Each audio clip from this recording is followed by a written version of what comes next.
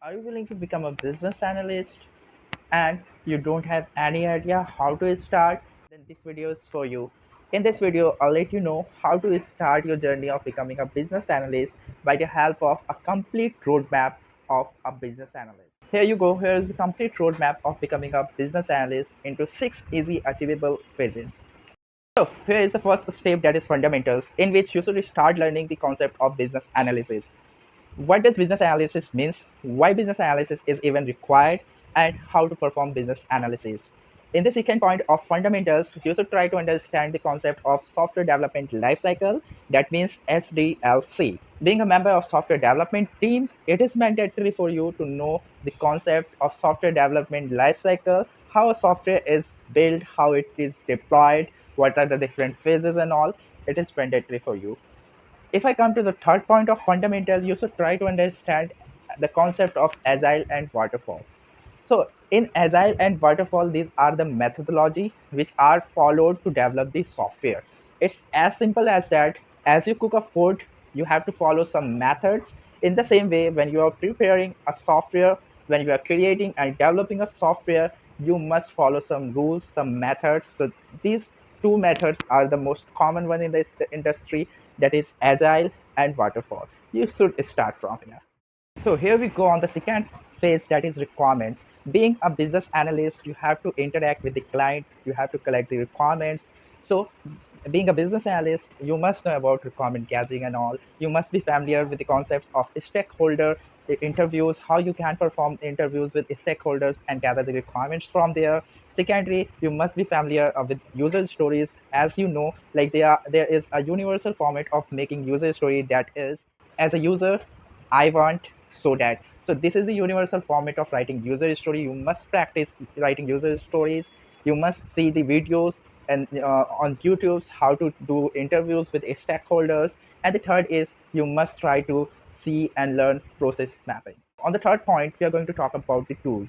If you want to learn some tools, it's good to learn Jira, Confluence, and Microsoft Visio along with some literature chart. And for that, you can use Draw.io on these kind of platforms.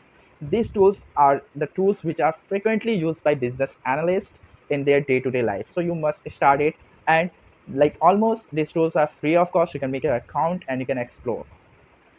So on the 4 point, we are going to talk about document, which is one of the important points for a business analyst. As being a business analyst, or when you are going to become a business analyst, you have to deal with lots of document.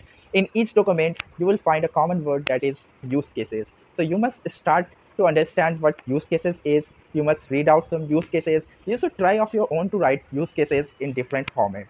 That will help you a lot to make you self-confident in writing use cases and understanding it. On the second point, you can try for wireframes. So for wireframe, I would like to recommend you Balsamiq is a tool that helps you a lot to make wireframes in easy and simple steps. You must try to make different wireframes, try to manipulate it, and try to make it as good as you can. And the third point of document is most important, that is FRD and BRD. So you must try to understand what FRD is and what BRD is, and you must practice writing FRD and BRD if you are serious about becoming a business analyst. And if you're not sure how to write a BRD and FRD, then you can find a link above the video and you can go there. I have made a video regarding BRD. You can watch it and you can learn it. Fifth point is data analysis, which is good to have fun. So if you're going to deal with some data migration projects and all by being a business analyst, that is uncertain, being a business analyst, you may get this type of projects. So you should start from SQL. You should start learning the basics of SQL, how to fetch the data, how to manipulate it and all. Again, if you go ahead, you can go and learn Power BI or Tableau, or you can learn both of it. And the Excel is something that is must to have to manipulate the data and find out the outcome. The last but not the least, it's time for soft skills. Being a business analyst, having a good communication is one of the must-have soft skills that every business analyst should have, because you have to communicate a lot to the stakeholders and the team members.